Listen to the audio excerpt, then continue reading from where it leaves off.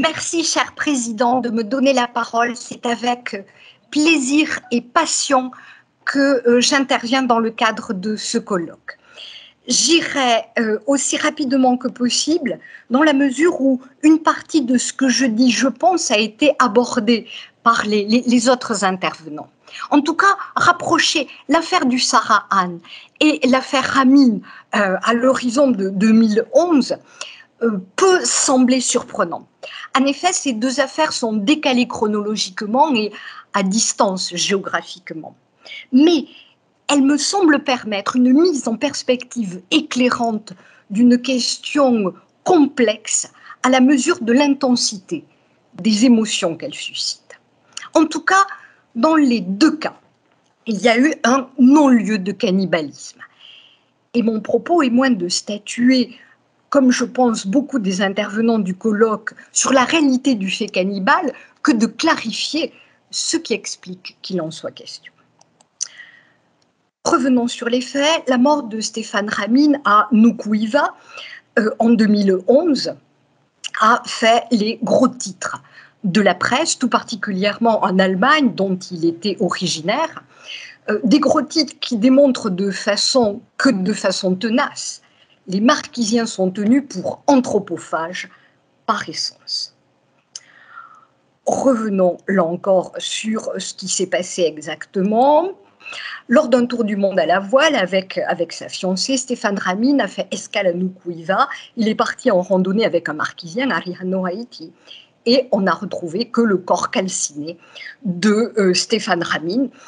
Les journaux ont titré, avant que l'enquête ne soit lancée, qu'il avait été victime d'un cannibale en la personne de Arihano Haiti, qui est parti en cavale après avoir agressé Heike Dorsch. Or, le procès, comme la remarquable enquête journalistique qui a pu être menée par James Liaros, qui a conduit à sa condamnation à 28 ans de réclusion criminelle, a bien établi qu'aucune dimension anthropophagique n'existait dans cette affaire, qui révèle peut-être la vie des Marquisiens, mais certainement pas. Une partie de la vie des Marquisiens, mais certainement pas, qui puisse être révélatrice d'un cannibalisme.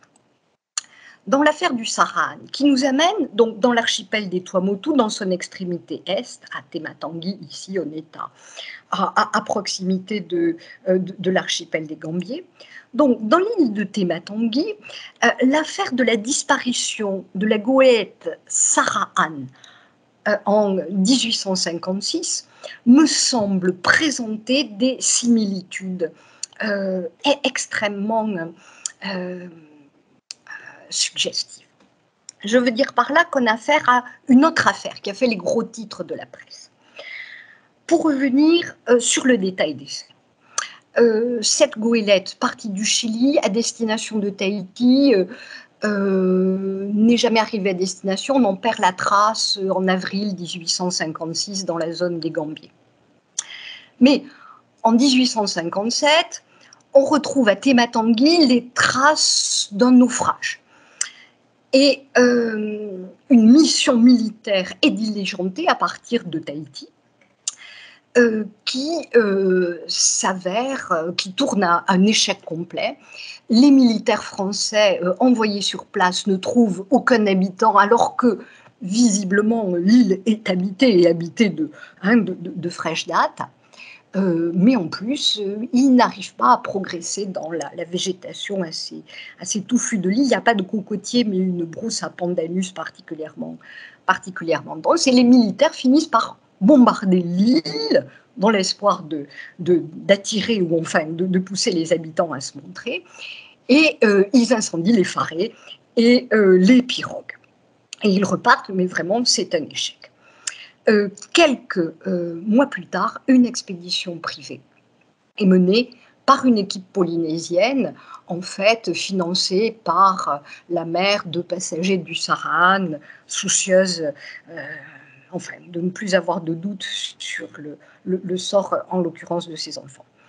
Cette expédition menée par une équipe polynésienne débusque effectivement les habitants, mais surtout trouve des débris de restes humains qu'on considère être ceux des passagers du Sahara, et qui reste dévoré par les habitants de Tématangui. Habitants de Tématangui, qui sont au nombre d'une dizaine et qui sont ramenés donc par cette seconde expédition vers Tématangui, qui sont ramenés à Tahiti. Les voici sur une gravure reproduite dans la presse à partir d'un cliché pris par Gilbert Cuzin, un pharmacien de Papeete qui est photographe à ses heures. Or, ces anthropophages, comme le titre de cette gravure le montre bien, en fait, déclenchent davantage la pitié, la compassion que le désir, un projet de rétorsion. Aucune condamnation n'est prononcée contre eux. Et Gilbert Cuzin ajoute, c'est là un acte de haute humanité qui honore le protectorat de la France qui s'est mis en place de fraîche date à l'horizon de 1842, je vous le rappelle. Avec ces deux affaires, ce qui justifie leur rapprochement, c'est que se vérifie ce qui est le ressort du fait divers, comme a pu le montrer Dominique Khalifa. En fait, le fait divers porte un langage subliminal. Il s'agit, dans le cas de l'affaire du Saran, et le dernier propos de Gilbert Cuzin est particulièrement significatif, de la justification d'un ordre juste et bienveillant qui est celui de la colonisation française. Et bien évidemment, je pense qu'on peut considérer les gros titres de la presse allemande comme cherchant à apporter un démenti à l'anticonformisme du style de vie et des idéaux de Stéphane Ramin. Surtout, ce qui peut interroger à la suite de ces deux affaires, c'est justement l'interrogation, tout quoi les doutes qu'on peut avoir sur l'existence d'anthropophagie et de cannibalisme à Tématangui. On n'a absolument pas de certitude dans ce cas, malgré le compte-rendu très affirmatif qui est fait aussi bien par la mission militaire, par ceux qui rédigent le rapport militaire, que par ce qu'a pu écrire Gilbert Cuzin et la presse. En fait, on ne peut qu'être extrêmement dubitatif. J'espère pouvoir mieux développer cela dans le cadre d'une version longue de mon propos. Par exemple, il n'y a absolument aucune mise en question des conséquences du bombardement de l'île de Tématangui et de la dégradation des conditions de vie sur cette île, qui expliquerait que lorsque la deuxième expédition arrive, on ne trouve que des gens qui sont en situation de délabrement physique très avancée. Sur les quelques 16 personnes qui sont embarquées, il y en a 3 qui meurent pendant la traversée et 2 qui meurent à Tahiti. On a affaire à des gens qui visiblement ont du mal à communiquer. Problème d'interprétariat. Mais également, on peut penser qu'on a affaire à des gens qui souffrent de handicaps mentaux. En tout cas, ce qui est clair, c'est que les doutes qu'on peut avoir sur le fait que même peut-être le Sarahan ne serait pas en cause tout à fait à Tématangui. On a retrouvé des canons, ils sont identifiés comme ceux du Sarahan, mais personnellement, les documents que j'ai pu consulter ne me semblent pas entièrement probants sur ce fait. Et puis, donc, pas d'expertise digne de ce nom pour vraiment attester les faits. Et ça renvoie à quelque chose qui, je pense, va me permettre d'aller rapidement, parce que c'est abordé par la thématique d'autres communications. En fait, les doutes qu'on peut avoir sur ce qui s'est passé à Tématangui avec les éventuels survivants du naufrage du Sarahan, parce que peut-être que les survivants, enfin ce qu'on a trouvé, c'était les restes de cadavres, tout simplement. En tout cas, c'est cohérent avec les doutes qui sont persistants aujourd'hui sur les preuves concrètes du cannibalisme. Le dressoir à chair humaine de Mangareva, donc au Gambier, à l'extrémité des Tuamotu, on a bien identifié qu'il n'en était pas un. Il ne peut pas être question linguistiquement de quelque chose qui se réfère forcément à de la viande et encore moins à de la viande humaine. De la même façon, les fours découverts à Tayarapu en 1946, ce dont fait état le Pacific Islands Monthly, en fait, et qui sera les restes d'un festin cannibale, d'un repas cannibale interrompu, préparé sur place par des guerriers venus d'Anna, est extrêmement douteux. Je me réfère à la tradition orale de l'atoll d'Anna et de ces guerriers parata particulièrement féroces. S'il y a eu des guerres dévastatrices à Anna, est-ce que les sacrifices humains et même justement ce pouvoir terrorisant des guerriers parata, est-ce qu'il se réfère à un cannibalisme réel ou à un effet de style? Je n'insiste pas sur ce point, mais vous le savez, il y a impasse concernant le four cannibale de Takaroa. On n'a pas pu vérifier si ce site repéré par Kenneth Emery et ensuite fouillé à nouveau, ou en tout cas exploré à nouveau par Jean-Michel Chassin, aujourd'hui recouvert de corail, ne permet pas d'investiguer davantage. En tout cas, même fausse. L'allégation de cannibalisme n'est jamais insignifiante. Là encore, on peut penser à faire un rapprochement qui est peut-être un petit peu étonnant avec ce qui s'est passé en Ituri, au Congo, où des Pygmées ont dénoncé des actes de cannibalisme contre leur population pour ensuite se rétracter. On est à l'horizon de 2003-2007, on est dans un contexte de guerre civile particulièrement atroce. Et Yoann Pottier, qui analyse cette affaire, met en évidence que parler de cannibalisme, c'est une façon de dire une situation extrême de violence et de souffrance.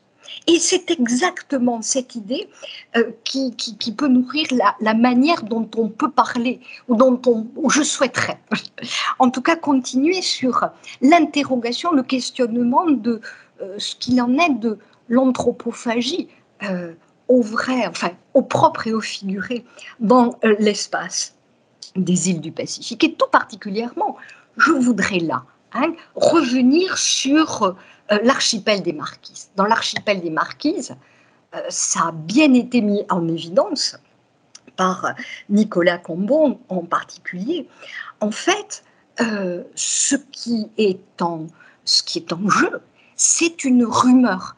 Et une rumeur qui est d'autant plus convaincante qu'elle est racontée et répétée. Et le roman d'Herman Melville, Taipi, est quelque chose qui est l'écho de cela. C'est une fiction qui marque le début du succès de la carrière littéraire de son auteur, mais c'est surtout quelque chose qui fictionnalise à partir de oui-dire et qui rajoute une masse de fantasmes, de puissance imaginaire à quelque chose qui se fonde sur des faits extrêmement ténus, à commencer par le séjour extrêmement réduit, bien plus réduit qu'il ne le prétend, de Melville à Nukuiva. Alors justement, si à contre-courant, ou en tout cas on cherchait à aller à la vérité des choses. Alors bien sûr, il y a cette dimension de l'imaginaire, mais si on voulait parler d'un vrai cannibalisme, alors on se heurte aux Marquises à deux problèmes. Je vais rapidement, je pense que la question, là encore, a déjà été soulevée. Il y a absence de sources probantes en amont, au moment du contact.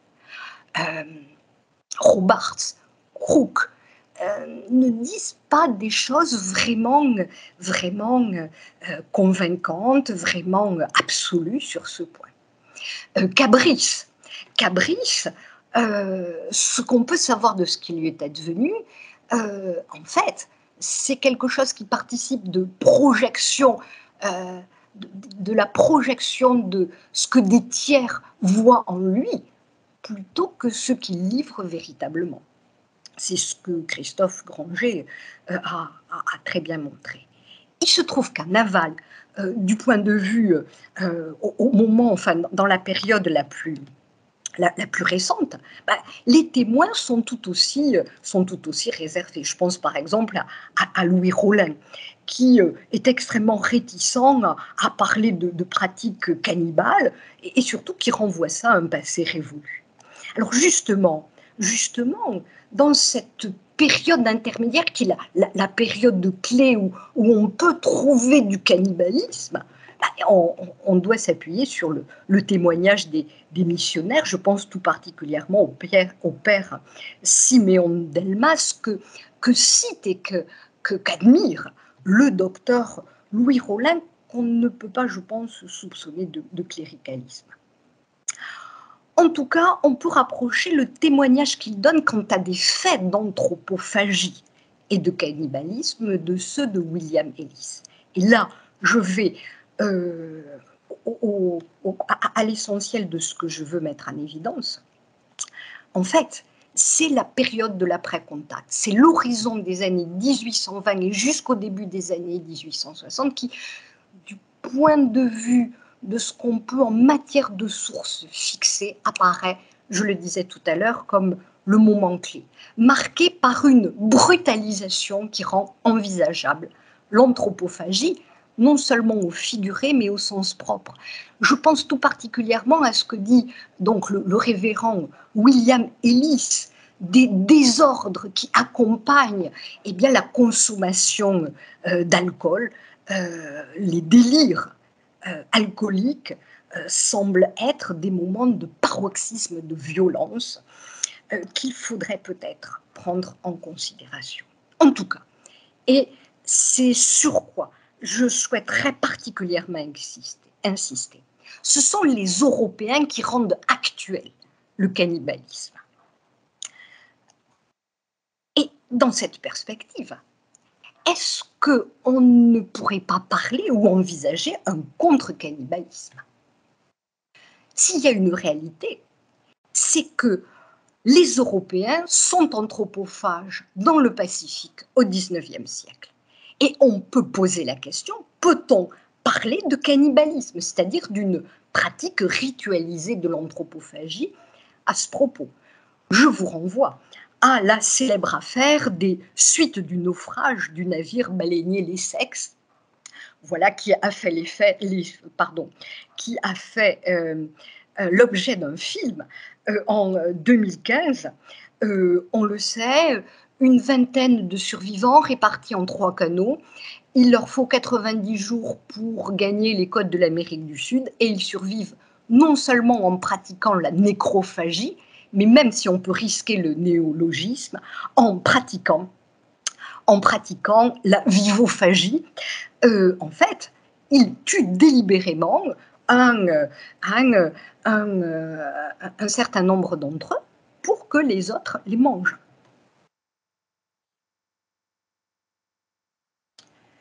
Donc, pourquoi je parle de la possibilité d'une qualification de cannibalisme? Parce que c'est une pratique traditionnelle dans la marine. Il y a 7 autres cas recensés d'anthropophagie. Donc, je pense bien sûr au cas du radeau de la Méduse, mais il y a dans un yacht la mignonnette à destination de Sydney en 1884 également un cas de vivophagie. Surtout, pour les Polynésiens, au moment du contact, ce sont les Européens qui sont des cannibales. Mai, qui arrive en Angleterre à l'occasion du 2e voyage de Cook et qui y séjourne de 1774 à 1776, explique à ses hôtes anglais que les Tahitiens lui avaient déconseillé de partir, dans la mesure où les Tahitiens qui sont précédemment partis avec les Européens n'étaient pas revenus. On pense à Autourou, à Tupaya, mais aussi à ceux qui ont été embarqués par les Espagnols. En tout cas, les Polynésiens soutenaient que les Européens étaient privés de nourriture chez eux et donc ils embarquaient des Polynésiens pour les consommer. Et l'état de scorbut avancé dans lequel arrivaient les marins, et puis effectivement le sort malheureux de Tupaya et d'Aotourou ne pouvait que sans doute leur donner des arguments dans ce sens.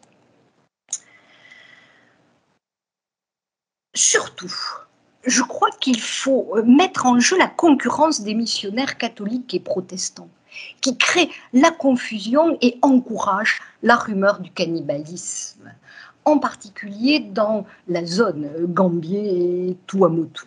On a là le témoignage du père Laval de la congrégation de Picpus, qui est le pilier de l'évangélisation de Mangareva. Et que raconte-t-il dans ce livre, Mémoire pour servir à l'histoire de Mangareva, ère chrétienne? Mais il raconte qu'une jeune femme fuit en agrippant son bébé lorsque les missionnaires catholiques arrivent, car elle craint qu'il ne croque son enfant. Le père Laval, la chapelle Sainte-Anne de Rikitea, que vous avez reconnu. Et le père Laval rapporte la circulation d'un libelle protestant imprimé à Londres en tahitien qui manipule le dogme tahitien, le dogme catholique de la transsubstantiation et qui peut donner une raison à cette jeune femme de craindre. Donc il le cite, il y est dit que le pape auquel on donne le nom de Pagana, païen, se nourrit de chair humaine et on le représente en effet entouré d'ossements, bien qu'il y ait une espèce de tiare à la tête, et devant lui le crucifix. Donc on peut retrouver cet opuscule qui en fait s'inspire du Pilgrim's Progress de Bunyan et donc qui est effectivement illustré. Et il serait sans doute intéressant d'aller plus loin, mais peut-être l'un des communicants, l'un des intervenants du colloque est attelé à cette tâche. En tout cas, en guise de conclusion, il me semble qu'il faut retenir un mot-clé face à cette question, et je souligne le terme question de l'anthropologie, de l'anthropophagie, et du cannibalisme, dans l'espace de ce qui est aujourd'hui la Polynésie française, et plus particulièrement quant à l'archipel la zone Tuamotu-Gambier et l'archipel des Marquises. En fait, si anthropologie et cannibalisme en Océanie relèvent de la compétence de l'anthropologie, des outils d'investigation de la narratologie, elle me paraît peut-être aussi et d'abord être une question d'histoire. Merci Véronique. Merci Véronique pour cette présentation là encore tout à fait passionnante. On aura peut-être quelques questions. Je voudrais te poser une question sur le présentoir à chair humaine que tu as montré tout à l'heure, cette superbe statue, en tout cas œuvre de l'art des Gambiers. Est-ce que tu crois que cette interprétation comme un crochet à nourriture, eh bien, qui apparaît donc en 1885, si j'ai noté, eh bien, elle n'est pas en fait liée à des approximations, bien sûr, qui sont liées à la colonisation qui est encore à ce moment-là en train de prendre place en Papouasie-Nouvelle-Guinée et à l'existence de crochets servant à pendre la nourriture, non pas forcément de la chair humaine, il n'y avait pas de la chair humaine, mais des crochets existants qu'on découvre à ce moment-là et qui du coup peut-être permettent cette interprétation, ou est-ce que c'est quelque chose de plus ancien? Alors justement, peut-être serait-il intéressant de s'intéresser à la carrière de Pierre Couteau, le docteur Pierre Couteau, qui a collecté cet objet et qui est un médecin de la marine, donc qui très certainement a fait des visites dans le Pacifique, mais je ne suis pas informée sur ses étapes personnelles. Ce qui est sûr, c'est que médecin de la marine, il est en contact très certainement avec des gens qui ont pu voir ce type d'objet. Et si lui-même est collectionneur, enfin acquiert cet objet et se montre soucieux d'interviewer un mangarévien sur sa signification, c'est qu'il a une curiosité sur ce point. Donc même si c'est une présomption, je pense que ta remarque est tout à fait intéressante. Et qu'en fait, il ne s'agit pas uniquement de penser en termes de continuité d'une société, d'une culture d'avant-contact, mais de la création aussi d'objets et de leur circulation. Oui, oui, tout à fait.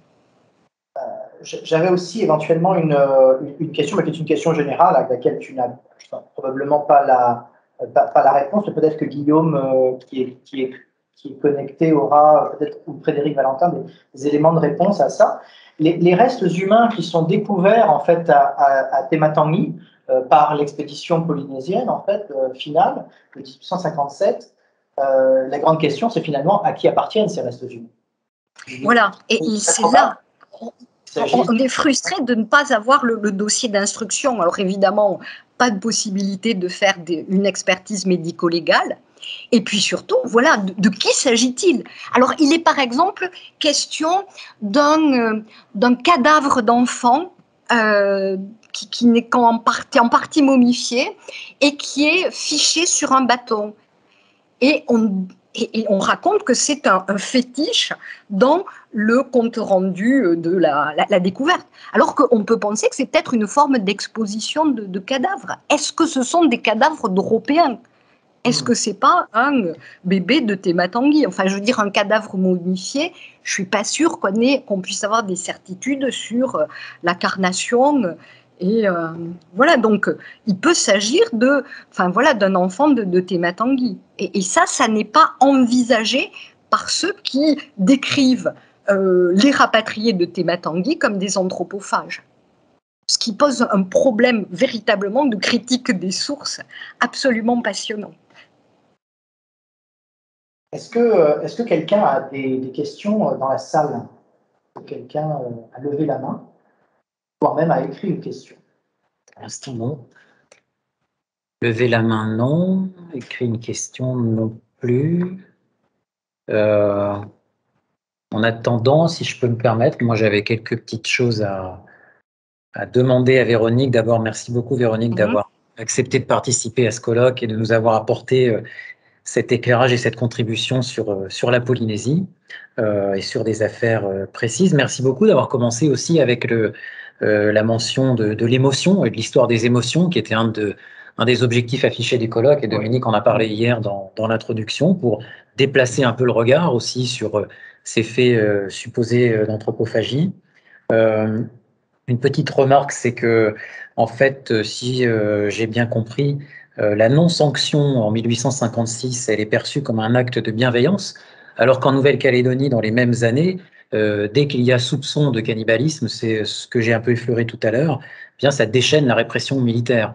Donc on a des réactions complètement opposées de la part de la présence française, enfin de la présence française dans ces deux cas, mais évidemment les objectifs politiques sont complètement différents de la présence française en Polynésie et en Nouvelle-Calédonie. Mais enfin, on voit bien l'écart qu'il peut y avoir dans le traitement du même phénomène entre ces deux archipels. Et puis j'avais deux petites questions pour toi, Véronique. Tu as évoqué l'affaire des interprètes, enfin le problème de l'interprétation et de l'interprétariat, pardon, et de la compréhension en fait dans les procès. Alors moi, en Nouvelle-Calédonie, dans les procès, j'ai une estimation à peu près de 30% des personnes qui sont jugées dans les tribunaux calédoniens à l'époque coloniale, qui ont besoin d'un interprète pour comprendre ce dont on les accuse et comprendre les dépositions. Mais jusqu'à la fin du 19e siècle, les interprètes qui sont choisis, c'est assez approximatif la plupart du temps. C'est surtout quand il s'agit d'accusés kanak. Bon, on prend un interprète qui vient de la tribu, c'est le meilleur des cas, mais le plus souvent, on prend quelqu'un qui va parler, par exemple, le bishlamar, qui va parler peut-être l'anglais si c'est un kanak accusé dans les loyautés. On est très approximatif. Je voulais savoir si c'était un peu pareil à Tahiti ou si l'attention est plus claire sur l'interprétariat. Oui, tout à fait. Et puis en plus, je pense que là, il y a vraiment un problème en fait de communication qui est lié à l'état mental de ces gens. on a vraiment l'impression qu'on a affaire à des gens qui, même avec des Polynésiens, ont du mal à communiquer. On a affaire à des gens qui sont physiquement extrêmement délabrés, mais qui visiblement vivent dans un isolement et donc qui pourrait tout à fait expliquer le fait que, voilà, ils sont incapables de toute façon d'exprimer clairement ce qu'ils font.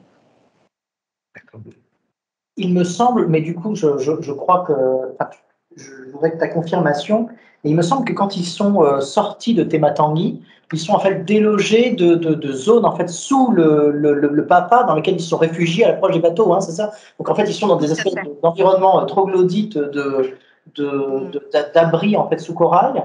Il me semble que c'est ça. Hein. Oui, exactement.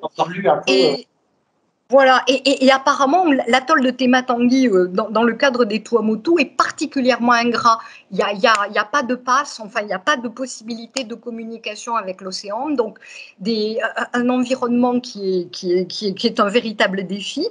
Et puis, visiblement, des gens qui ont été transplantés depuis Itia, semble-t-il, sans doute depuis plusieurs générations, et ça pourrait expliquer qu'on ait affaire à une population qui est en survie, avec tout ce que la survie peut impliquer en termes de dégradation.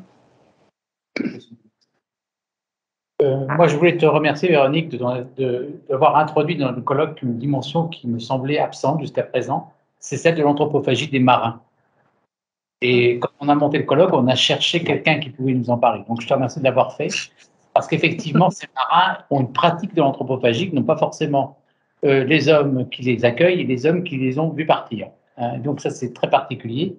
Et au 19e siècle, il y a quand même pas mal d'affaires de cannibalisme dans les flottes, qu'elles soient marchands, militaires, etc. Beaucoup de navires ont.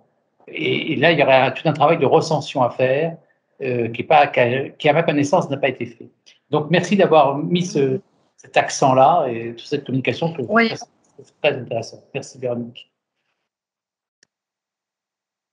Bien, s'il n'y a pas de... Moi, j'ai une petite question complémentaire. Je ne vais pas laisser partir Véronique comme ça. J'ai une petite question complémentaire pour Véronique. Alors, c'est un peu téléphoné, puisque l'un de nos prochains projets communs à Tahiti et à Nouméa, c'est sur l'alcool dans les colonies du Pacifique. À un moment, Véronique, tu as évoqué les liens entre délires alcooliques et accusations de cannibalisme. Et je voulais savoir, en fait, à quoi tu faisais allusion en résumé, quoi.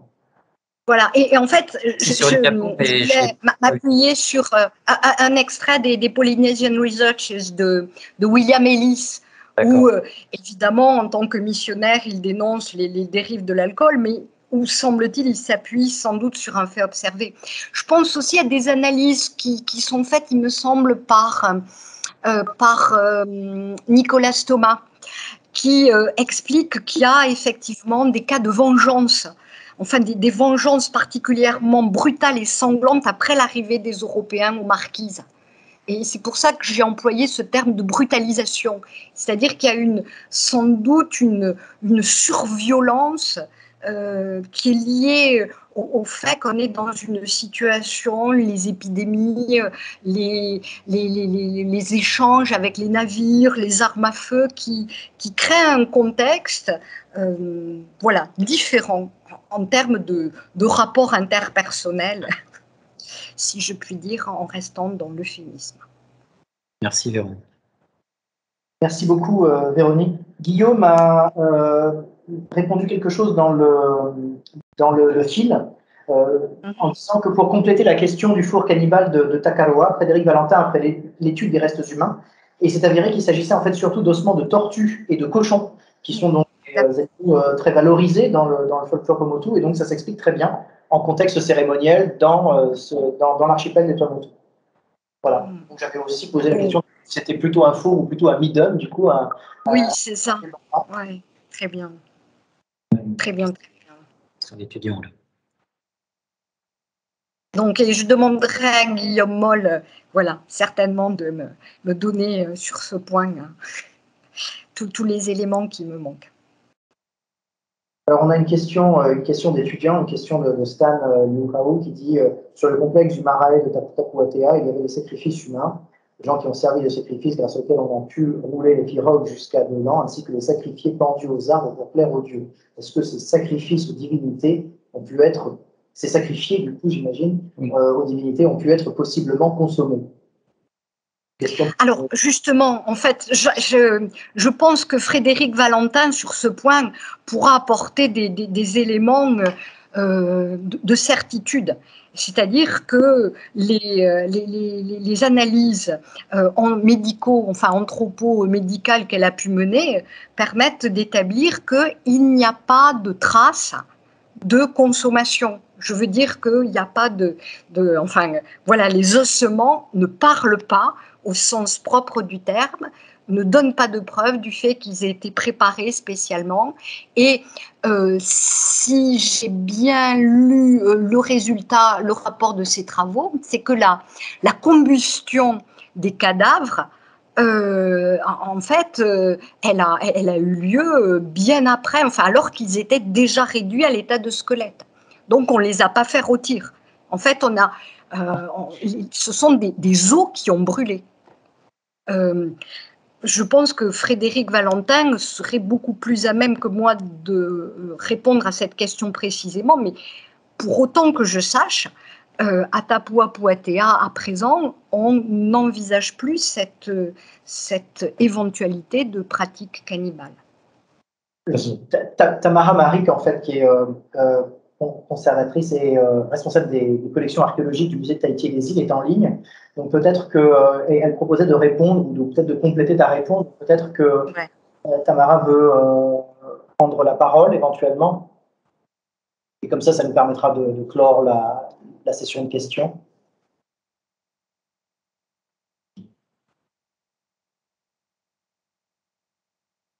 Yorana, Tamara, tu m'entends? Visiblement, tu avais répondu à la question. Allô, oui, Yorana, bonjour. Bonsoir. Excusez-moi. Écoutez, en fait, je ne sais pas si Frédéric Valentin est connecté, mais dans le doute, c'est juste une petite précision. Vous m'entendez? Oui. Ah, d'accord. Une toute petite précision, parce que le site de Tapua-Puatea, en fait, a été longtemps exploité en tant que cocoterie. Et donc, dans les pratiques de cocoterie, on fait beaucoup de brûlis.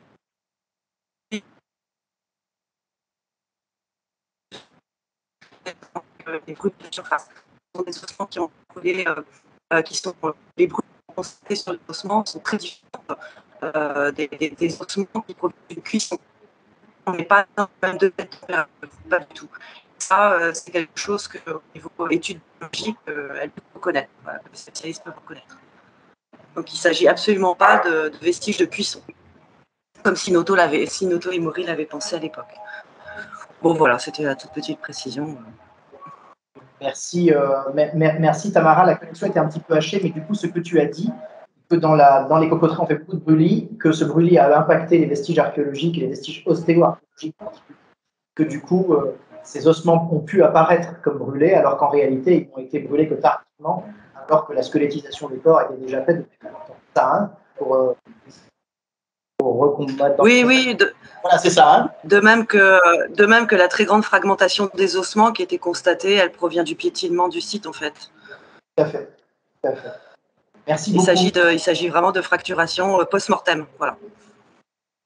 Très bien. Merci beaucoup. De rien. Au revoir.